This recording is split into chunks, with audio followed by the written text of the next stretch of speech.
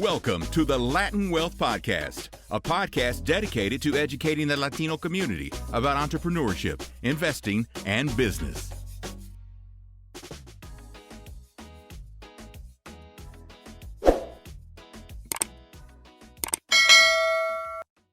Yo, what's going on, Latin Wealth family? Welcome to another episode to the Latin Wealth Podcast. And on today's show, we got a couple different topics we're going to be diving into on Wealth Wednesday.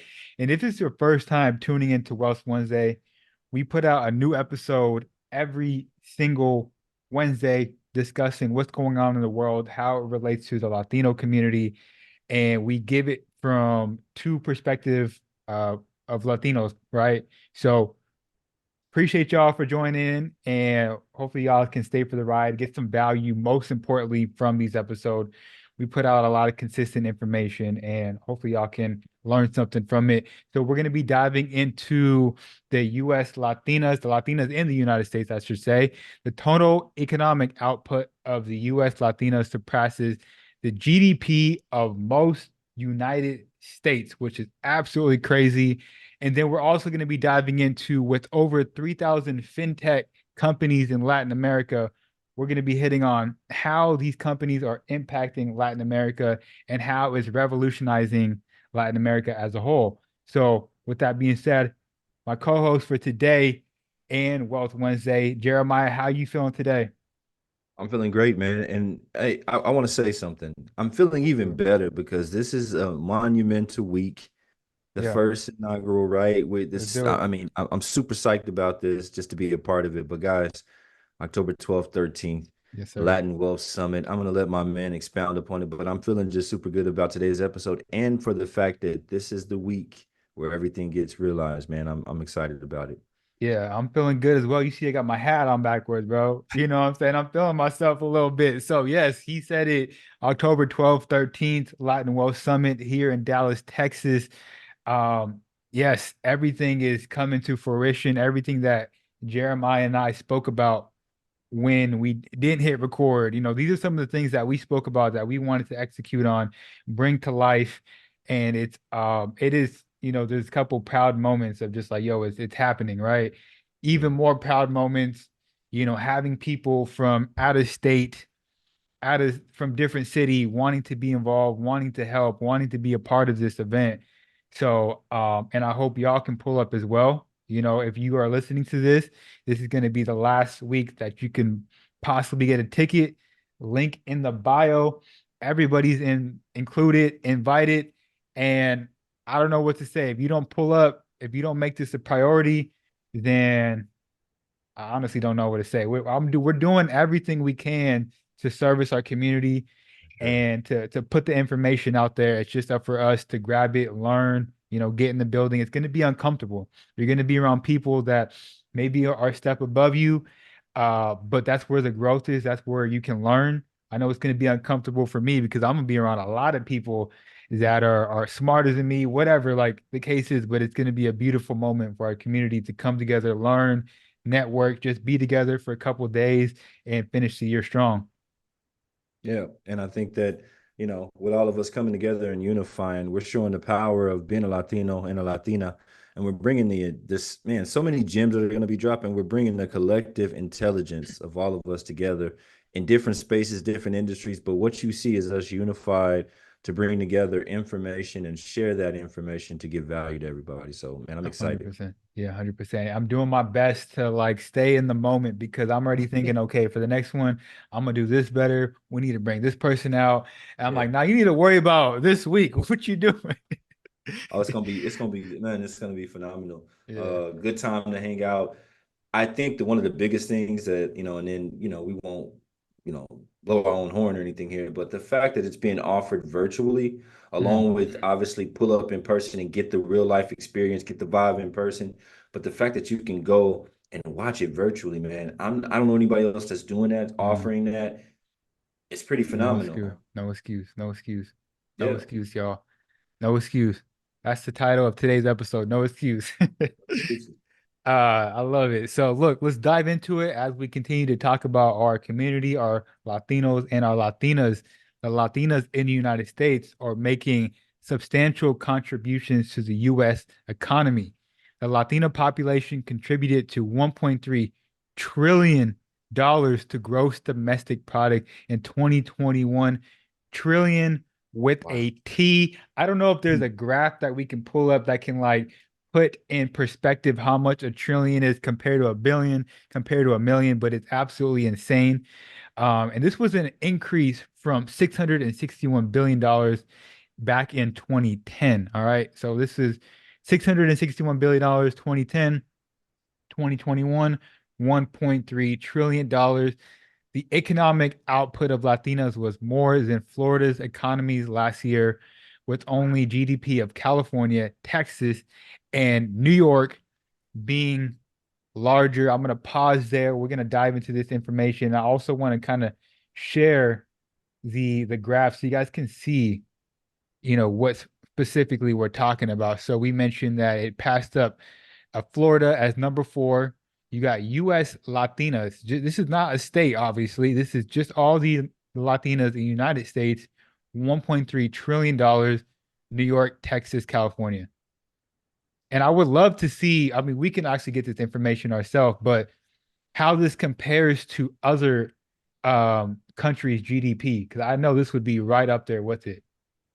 Yeah, I'm pretty sure. I mean, we're looking at so California itself is the 5th largest GDP in the world, Right. countrywide. It's its own country. Texas not far behind, I think, and then New York obviously right there with Texas.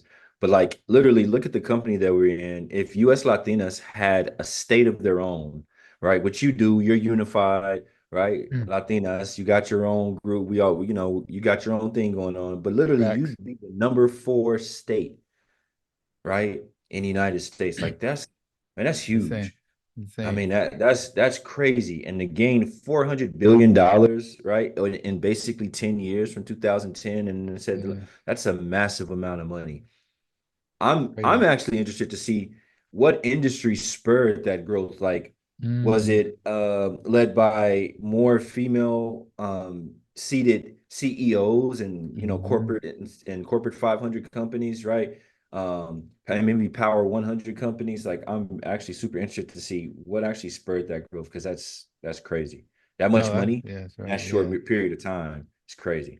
Yeah, 100%. And so just to give a little bit more context, um, a growing force. When it comes to labor force participation, Latinas are outpacing other groups. Latinas increased economic output and labor force growth 9 times faster than that of non-Latinos. This is translating to higher earning and economic mobility for Latinas. And again, going back to the year 2000 to 2021, 2021, the participation rate for Latinas rose 7.5 percentage point. On the other hand, the participation rate of non-Hispanic women in the same period was flat. Did not rise, which is flat. Latinas, 7.5% rise over 20 years. So, Now, where now the question would be, where are the men at, right? Where are we at? Because our ladies are definitely doing what they need to do, right? Holding that flame, got that flag planted. So what are mm, we doing? That'd be a good question, but that's crazy numbers. Man, that's 40 billion a year increase mm, for 10 years. That's wild. yeah, That's a no, lot, that man. that is it's a great question to ask. I mean, I was just talking to somebody for the event. She was a Latina and she is a Latina and she's asking the same question. Like, yo, where, she's basically saying it's dope to see men that are coming out and putting on an event like this together. And she's like, she's seen the panelists. She's like, she sees a lot of phenomenal guys there. And it's like, yo, I was like, yeah, it's difficult to find us for whatever reason. I'm not too sure. I haven't figured out that reason yet. I know they're out there. I know there's successful Latinos out there. Maybe we haven't figured out how to come together as a community. I don't know what it is because Latinas, they do a phenomenal job of coming together, especially in the finance space online to I agree. to form a community. But I don't really see that for guys. And maybe some of it is ego, right? Some of Yeah, it is what they call for sure. hubris, right? Maybe some of that is just a belief that we don't need each other. But that's not true. And you see the Latinas, our sisters, are banding together, obviously unified, doing what they need to do.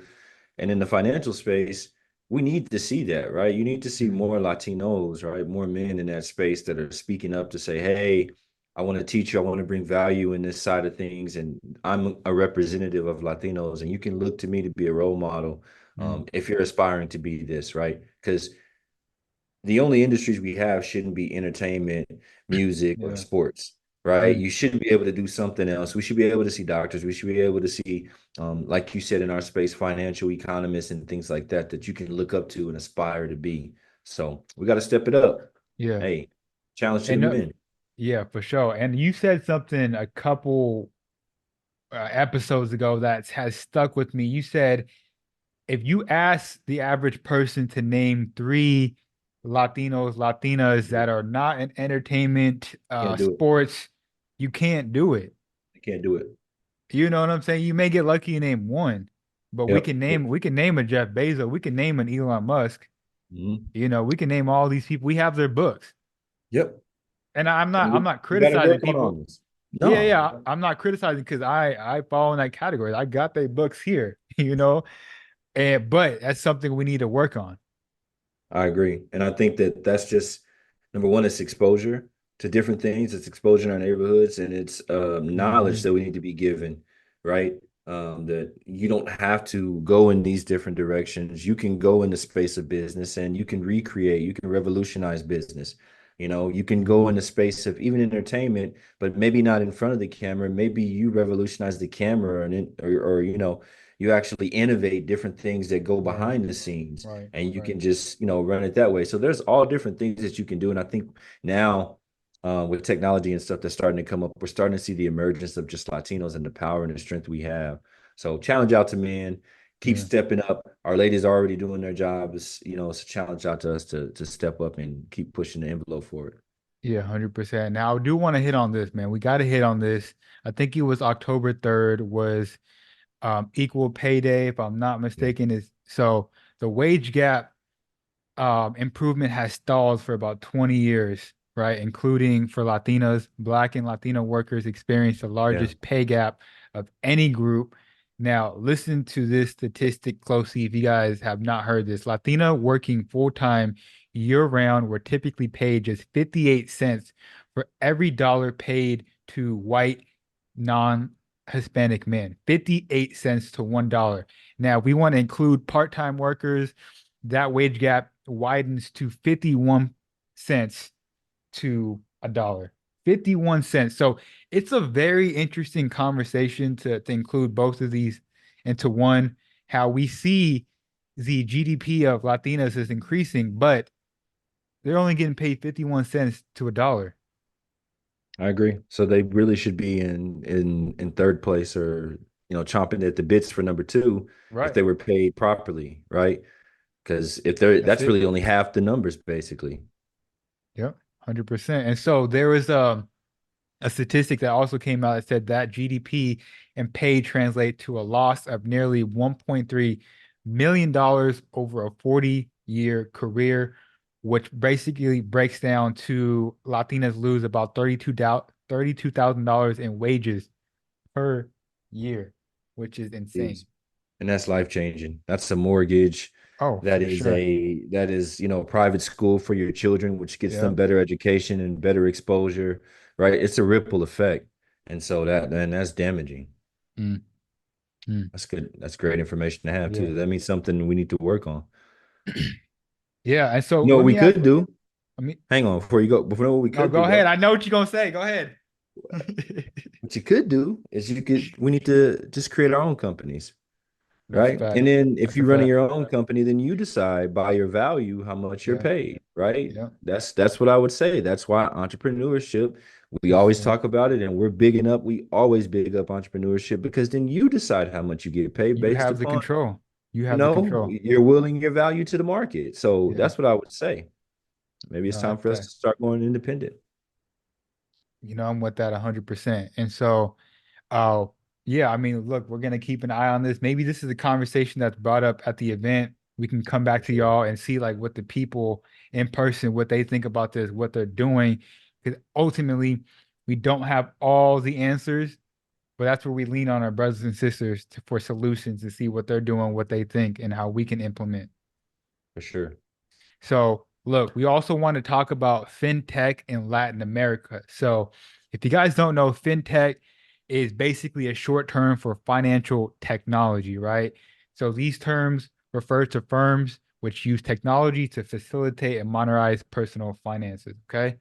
So, these sorts of firms have grown in popularity over the last decade to a crazy extent last year. New reports said that there's over 3,000 fintech companies operating across Latin America, representing a 340% growth. All right, over 3/4 of these fintech companies can be found in the region's five biggest economies: Brazil, Mexico, Argentina, Colombia, and Chile. Mhm. So I'm gonna pull up another graph for us to check out. You guys can visually see what's going on as well, and we're gonna break it down. So let me pull this over real quick. Share screen. Let me know when you can. Boom, we should be good. Yep, we're pulling up now. Yes, sir. So let's go to here it is right here. Boom. Visualizing the 3,000 fintech companies in Latin America. So if you're looking at this, maybe I'll make this a little bigger. If you're looking at this, there's three different numbers to look at in this graph. And shout out to Latino Metrics. We give them a shout out. Always. Always love what they're doing. If you look at the first, obviously the name of the country is first, number of fintech companies is the second number, and then percentage of total is the third number that we're looking at. So you can see some of the bigger boxes, as we mentioned: Mexico, Brazil, Chile, Colombia, Argentina. And also says how many fintech companies are in that country, and then the ones that are labeled at the top are the most notable fintech companies in that country. I love that because I mean, well, these are the top economies in South America, right? Right. Central and South America. Of course, exception of Mexico. Mexico, I guess, is still considered North America, but I mean, Mexico's 21%. Mexico and Brazil, we figured they'd be at the top. I mean, Hmm. that's just kind of, we knew that, and that's by resources.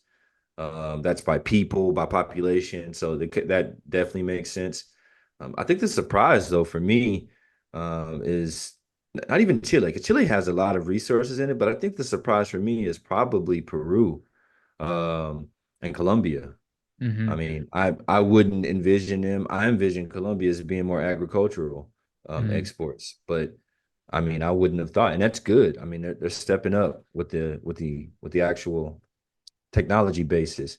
Now, Mexico, I'll say Mexico has a wealth of resources, man. And now Yeah, they got Mexico's a lot. GDP and the Yeah. freaking trading, they got oil. They got oil for days. They got Mm. literally they have gold. Like there's a lot of resources in Mexico, and they're starting to harness that. And then with them being able to grow now and having more imports being imported into the United States, we talked about this Hmm. in an episode, but they're doing more than China now. So they took that place. So that creates more growth and that stimulates more growth in their economy to have space to create fintech companies, Mm. right? Because fintech companies are what? That's a first world thought process, right? That's a first 100%. world country. Because what does that mean? That means like countries that are very developed, they're very Yep. highly Yep. developed. Yep. 15, 20 years ago, you wouldn't think that of Mexico, but they've advanced super far. Brazil always has honestly been doing very well. I know they've had some hiccups, back and forth with their economy and some corruption and all that. I mean, but I think that their economy is solid and the fact that it's growing. And then also another thing that Brazil has, and, pass it back to you, Chris, but the last thing that I noticed about Brazil, they're going to always be able to monetize and kind of monopolize a market because they're the only country in South America that speaks Portuguese. Good So point. it's level, it creates Yeah. its own market, right? Like it's its own market. There's no one else that, Yeah. around that's speaking their language. And so they have to create things because they're totally surrounded by Spanish speaking countries. And so that's That's something I thought about. interesting. And I was like, wow, that's pretty crazy. By force, you have to create your own Yeah, you market. got to. Yeah. Nah, What's this interesting? is. Go ahead, bro. No, no, I was Sorry. just gonna say no, no, you good. I don't mean to interrupt, but I was just gonna say it's interesting that the fintech company, the fintech sector, if you guys are wondering like what's the big deal? Why is there so many different uh companies popping up? Well, fintech sector attracts over 40% of all investment. So venture capital, they're looking to put their money into these different companies. And again, 40%, that's what they're attracting of all investments. And that tells you that the inflows are coming into fintech. And the reason for that is because obviously you got the blockchain based stuff, Mhm. right? With crypto. And as that arises and grows larger, fintech is obviously going to be accounted that or leading the head front for that. But then also different ETFs, different investments, right? Mhm. Different investment strategies that are being created. All of these things are done through quantum computing. Quantum computing is done via fintech, right? Mhm. So everything has its place and they're all tying together to create the new economy. And I mean, hey, the more we can have in Latin-based countries, right, throughout the world, whether it be in the Caribbean or if it's Central America, South America, better for us. We love to see that. Yeah, love to see it. We love to see the growth in Latin America. Love to see the technology development. When we speak a lot about El Salvador, El Salvador is only sitting at 1%, 27 fintech companies, but that's going to change, I think, That's gonna very change. soon. It is changing as we speak about it right now. Mhm. So interesting stuff. Hopefully, y'all got something from today's episode. Is there anything else that you wanted to leave the people hit on before we get out of here? No, other than the fact, hey, if you guys love this show, if you got some gems out of this, go ahead and share this with one person. And I would be remiss if I didn't say I hope to see each and every person. If you're in Dallas, if you're even close, if you 2, 3 hours out, doesn't matter. Go ahead, pull up, right? Drive to take the 2, 3 hours. It's going to be worth it for the content and the value that you get. Pull up the Latin Wealth Summit, October 12th and 13th. And then if you Okay. don't, make sure that you get your tickets so you can do it virtually. That's it. Virtually. And let me say something real quick. Look, he said all that needed to be said, but I'm gonna say Jeremiah's coming from California. That's all I gotta say. If you can't come 2, 3 hours away, I don't know what to tell you. All right. He coming from California. All Hey, right, y'all. we gotta make it happen, guys. Gotta make it happen. Latin Most family will catch you guys this weekend. If not, we'll see you guys next week. Peace. Later, guys.